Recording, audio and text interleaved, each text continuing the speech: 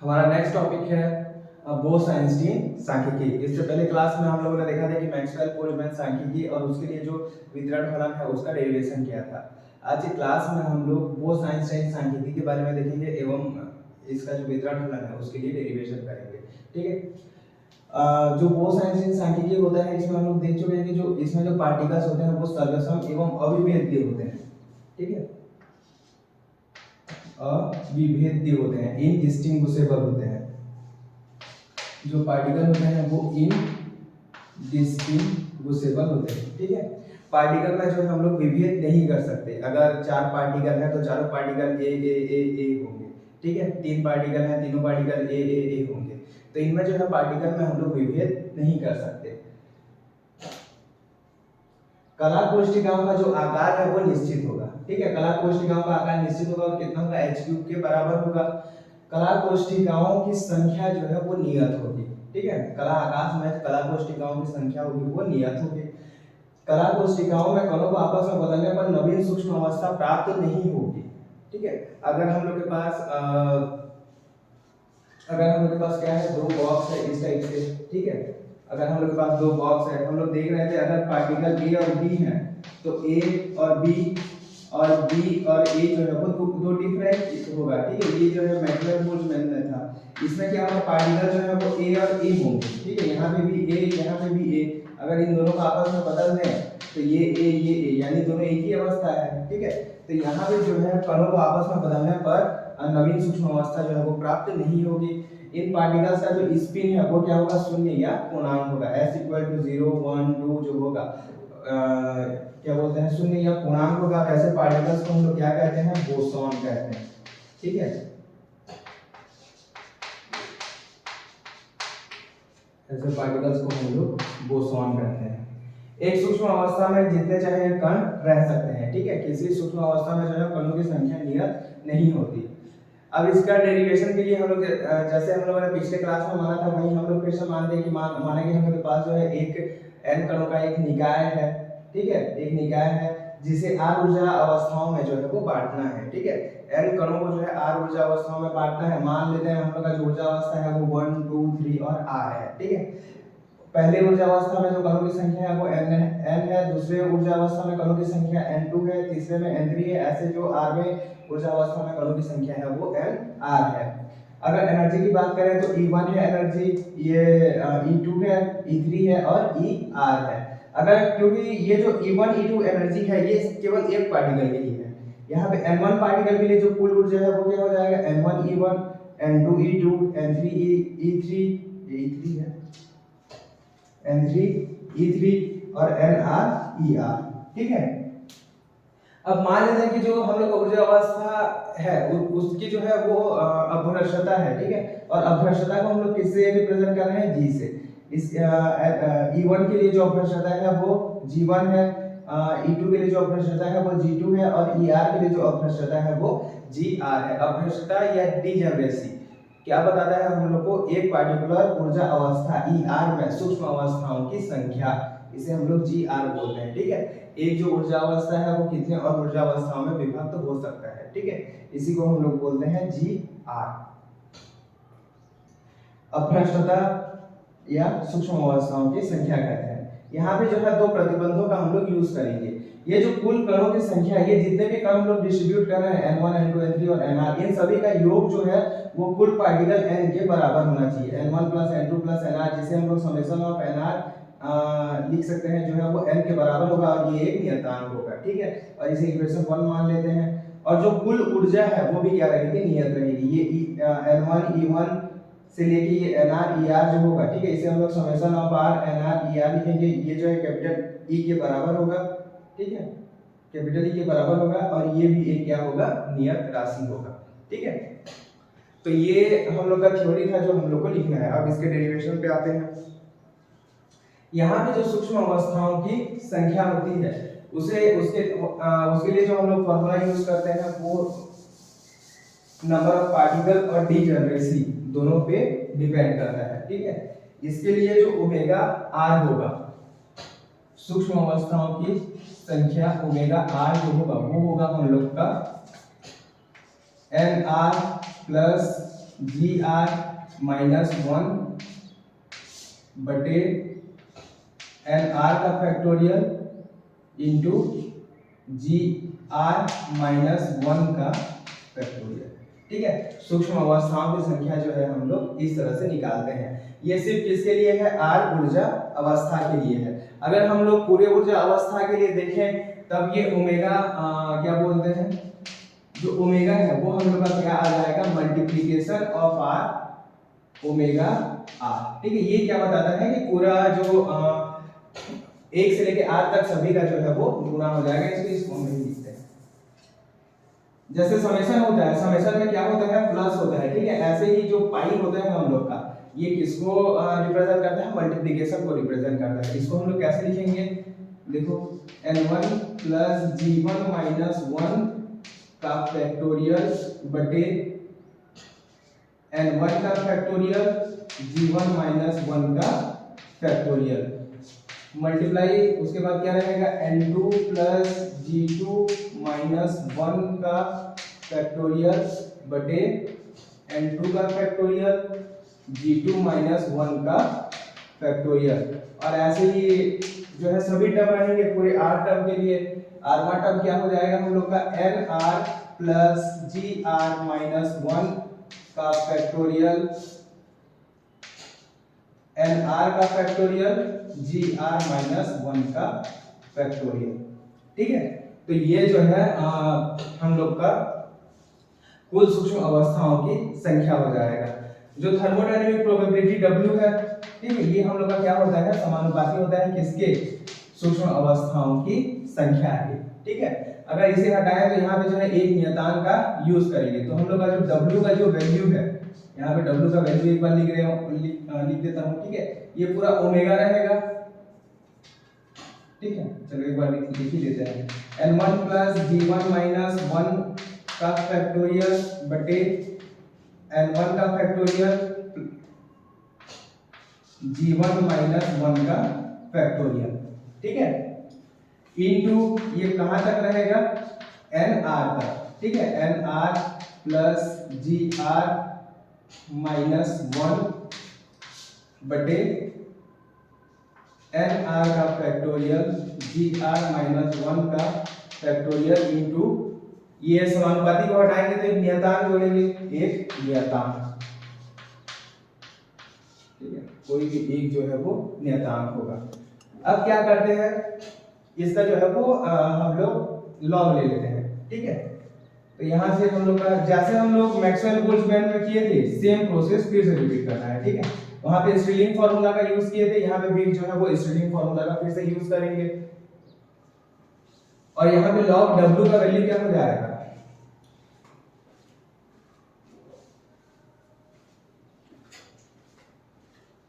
यहाँ पे log W का वैल्यू हम लोग का हो जाएगा, क्योंकि देखो जो यहाँ पे n1 के लिए आएगा, n2 के लिए आएगा, nr के लिए आएगा, तो सीधा जो है मैं समेशन के फॉर्म में लिख रहा हूँ। ठीक है, क्योंकि हम लोग सभी के लिए जोड़ देंगे तो यहाँ पे समेशन आ जाएगा r।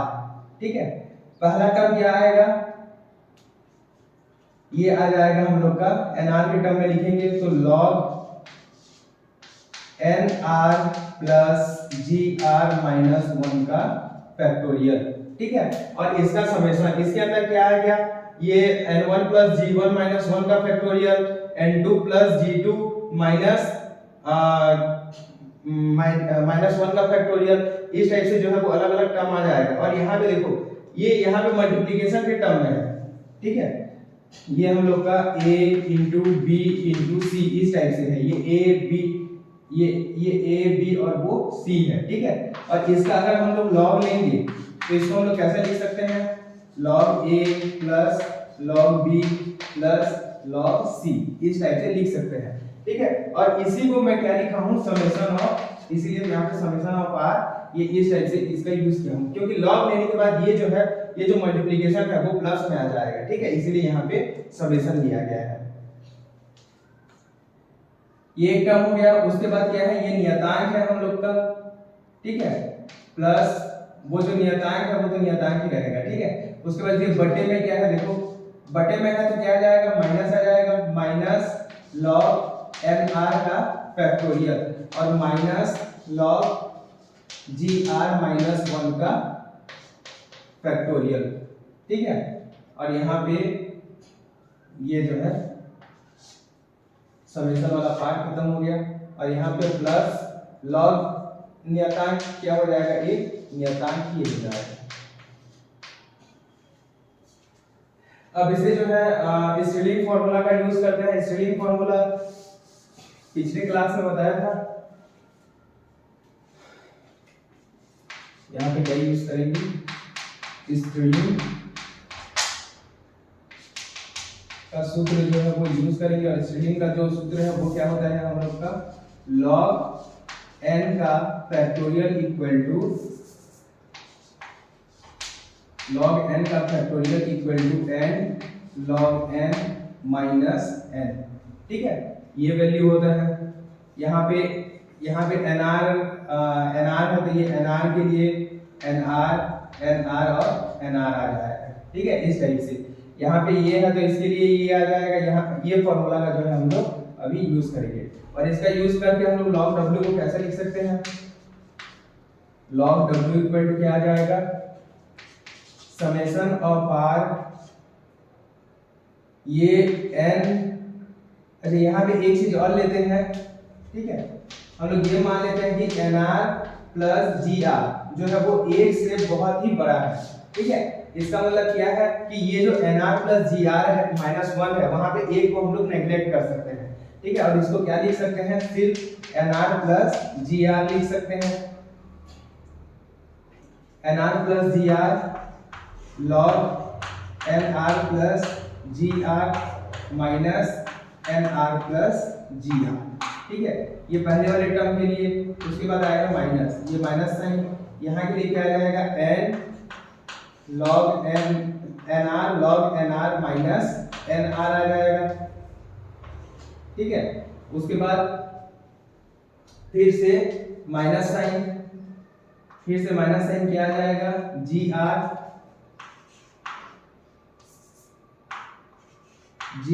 Minus 1 log ji are minus 1, ये ब्रैकेट में रहेगा, और माइनस जी आर माइनस 1, ये जो है हम लोग का log ji are minus 1 plus यहाँ पे जो है ये तीनों टर्म के लिए, इस टर्म के लिए, इस टर्म के लिए और इस टर्म के लिए हम लोगों ने क्या किया, ये स्टेलिंग फॉर्मूला, ठीक है, ये जो फॉर्मूला है इसका हम लोगों ने यूज किया, ठीक है। और ये फॉर्मूला क्या होता है, log nr का factorial equal to nr log nr minus nr, ठीक है। जो भी यहाँ पे रहेगा वो वेरिएबल, उसके बाद उसका log और फिर माइनस वो वेरिएबल, ठीक है। ये स्टेलिंग फॉर्मूला का जो है हम लोगों ने यूज किया। अब यहाँ पे देखो क्या क्या कैंसिल हो सकता है, ये nr है, ये माइनस nr है, ठीक है। यहाँ पे क्या है, ये माइनस nr और ये माइनस और माइनस प्लस, यानी कि ये nr और ये nr कैंसिल आउट हो जाएगा। यहाँ पे ये माइनस gr है और यहाँ पे ये माइनस gr और ये माइनस, ठीक है। ये माइनस और ये माइनस प्लस हो जाएगा, यानी ये gr भी जो है वो कैंसिल हो जाएगा, ठीक है। यानी कि ये और ये कैंसिल हो जाएगा, ये gr और ये gr जो है वो कैंसिल हो जाएगा।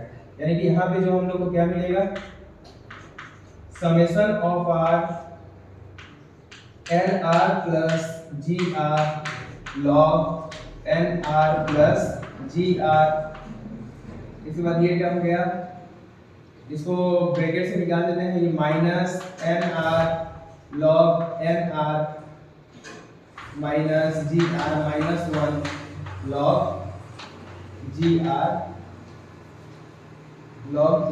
माइनस 1, ये आ जाएगा, ठीक है। और ये हम लोग का प्लस ये आता है। अब हम लोग क्या करेंगे, इसका जो है वो आकलन करेंगे, इसके रेस्पेक्ट में किसी भी वेरिएबल के रेस्पेक्ट में जो है इसका आकलन करेंगे।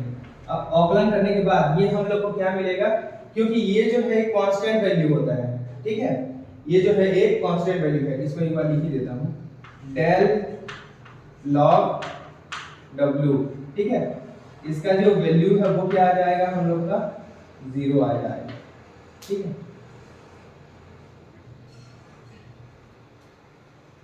इसका जो वैल्यू है हम लोग का क्या आ जाएगा 0 आ जाएगा। अब इधर डेल लेते हैं, ठीक है, क्योंकि यहाँ gr कांस्टेंट है, nr का ही अवकलन होगा, तो ये क्या आ जाएगा देखो, जब पहले nr का करेंगे तो ये डेल nr आ जाएगा, gr डेल gr का वैल्यू जो है वो 0 हो जाएगा, और यहाँ पे ये क्या बचेगा log nr प्लस gr बचेगा। उसके बाद log का करेंगे, ये एज इट इज रहेगा, ठीक है, nr प्लस gr प्रथम फलन गुणित द्वितीय का अवकलन, द्वितीय फलन गुणित प्रथम का अवकलन से, ठीक है। और इसका अवकलन करेंगे तो क्या आ जाएगा, log x का जो अवकलन होता है वो क्या होता है 1/x होता है, ठीक है। तो ये 1/nr प्लस gr आ जाएगा, और फिर इसके लिए जो है वो डेल nr आ जाएगा। उसके बाद इसका अवकलन करेंगे, जब इसका अवकलन करेंगे तब क्या आएगा हम लोग का, ये आ जाएगा डेल, ये क्या था माइनस था, डेल nr और इंटू लॉग एन आर आ जाएगा, ठीक है। और माइनस फिर से लॉग एन आर का करेंगे तो ये N R 1/nr into del N R आ जाएगा, ठीक है। और इसका अगर अवकलन करेंगे तो माइनस क्या आ जाएगा 0 आ जाएगा, क्योंकि यहाँ पे जी आर जो है वो क्या है कांस्टेंट है, प्लस नियतांक,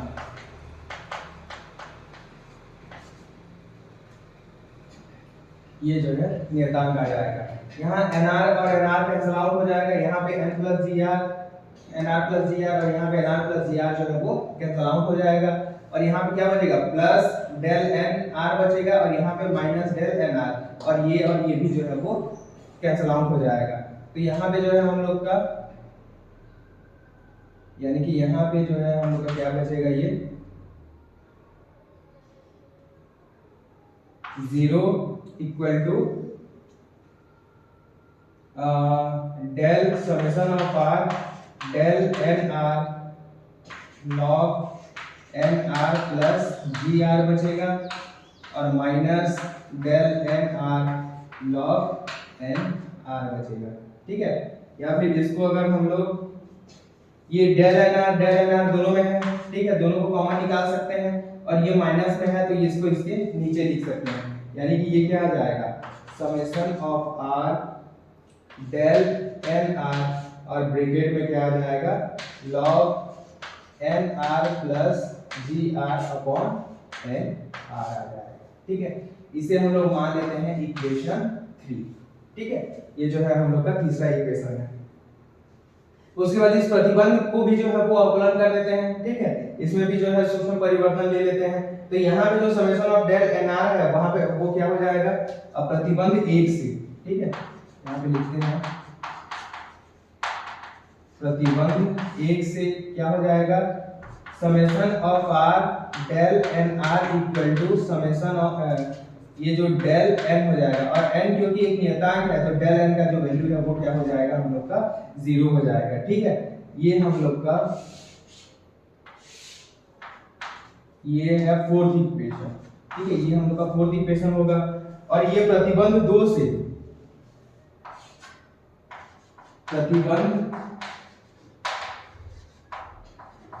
प्रतिबंध 2 अगर हम लोग देखें तो क्या है, ये ER जो है वो कांस्टेंट है, यहाँ पे NR जो है वो बदल सकता है, क्योंकि यहाँ पे हम लोग अलग अलग ऊर्जावस्थाओं में जो है कणों को जो है वो भरना है, इसलिए NR जो है यहाँ पे वेरिएबल होगा, लेकिन ER जो है वो कांस्टेंट है। अगर इसका अवकलन करेंगे तो सिर्फ NR का अवकलन होगा, डेल NR और E हो जाएगा, ठीक है।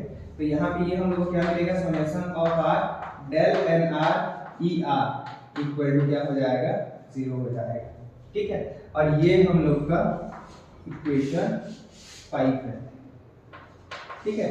और यहाँ पे हम लोग क्या करेंगे लैग्रांज का, यहाँ पे देखो इस इक्वेशन के लिए समेशन ऑफ डेल एनआर का वैल्यू भी 0 है, ठीक है, summation of are del NR ER का वैल्यू भी 0 है, और ये summation of are del NR और log NR plus GR by NR का वैल्यू भी जो है वो 0 है, ठीक है। यानी कि राइट हैंड साइड को हम लोग क्या कर सकते हैं जोड़ सकते हैं, ठीक है। अगर इसको बराबर 0 रखते हैं तो ये राइट हैंड साइड इसको इसे और इसे जोड़ सकते हैं, क्योंकि तीनों का जो वैल्यू है वो क्या है 0 के बराबर है। लेकिन लैग्रांज ने जो है एक मेथड दिया जिसे हम लोग लैग्रांज का अज्ञात पूर्णांक मेथड बोलते हैं, ठीक है, अनडिटरमाइंड या अननोन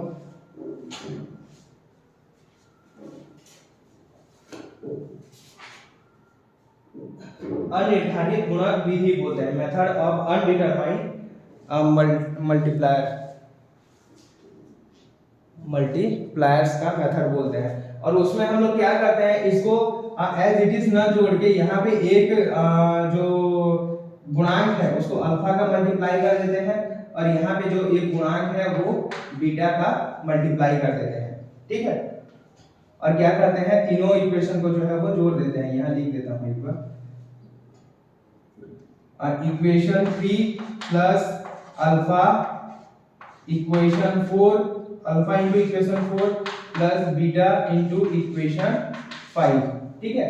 और इसका जो वैल्यू आएगा, इसका वैल्यू हम लोग का क्या आएगा, summation of are del N r log N R plus ji are upon N R, और प्लस क्या आ जाएगा अल्फा, ये खाली अल्फा रहेगा क्योंकि यहाँ पे डेल एन आर हम लोग कॉमन ले लिए हैं, तो यहाँ पे जो है सिर्फ अल्फा रहेगा, और ये प्लस बीटा ई आर जो है यहाँ पे बचेगा, ठीक है। और ये सब किसके बराबर हो जाएगा, ये सब जो है वो 0 के बराबर हो जाएगा, ठीक है। यानी कि ये डेल एन आर जो है वो सूक्ष्म परिवर्तन है, ठीक है।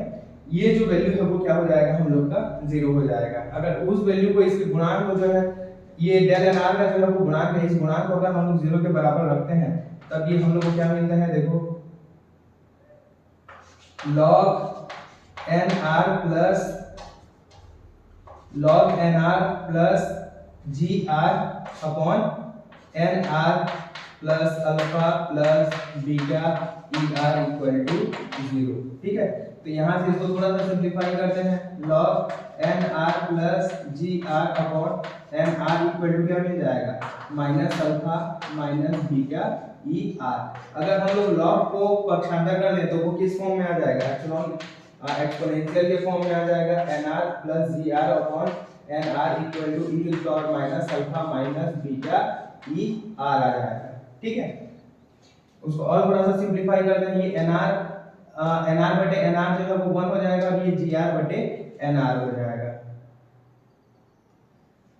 तो ये क्या जाएगा, 1 plus ji are upon N R equal to, ये e टू द पावर जो माइनस अल्फा है उसको a ले लेते हैं, तो e to the power minus beta E r बचेगा, ठीक है। ये 1 को इधर पक्षांतर कर देंगे तो -1 आ जाएगा, तो ये जी are upon N R equal to क्या आ जाएगा, a e to the power minus beta E R minus 1 आ जाएगा, और यहाँ पे एन आर इक्वल टू क्या आ जाएगा, G are upon a e to the power minus beta E R minus 1 आ जाएगा। ये जो है हम लोग का वितरण फलन है, किसके लिए, मैक्सवेल सॉरी गॉस आइंस्टाइन सांख्यिकी के लिए, जहां पे a का वैल्यू क्या है, e to the power minus alpha है। ये होता है हम लोग का वितरण फलन, किसके लिए, बोस आइंस्टाइन सांख्यिकी के लिए, ठीक है। और इससे बात लीजिएगा थ्योरी जो है हम लोग जो पहला वीडियो था, जो दूसरा वीडियो था, ठीक है, जिसमें हम लोगों ने तीनों जो सांख्यिकी को कंपेयर किया था, उसके बाद जो नीचे से 7वां 8वां 9वां और 10वां पॉइंट जो था वो इसके नीचे आप लोग को लिखना है, ठीक है। तो ये पूरा था हम लोग का बोस आइंस्टाइन सांख्यिकी। कल के क्लास में हम लोग देखेंगे फर्मी डिराक सांख्यिकी के बारे में।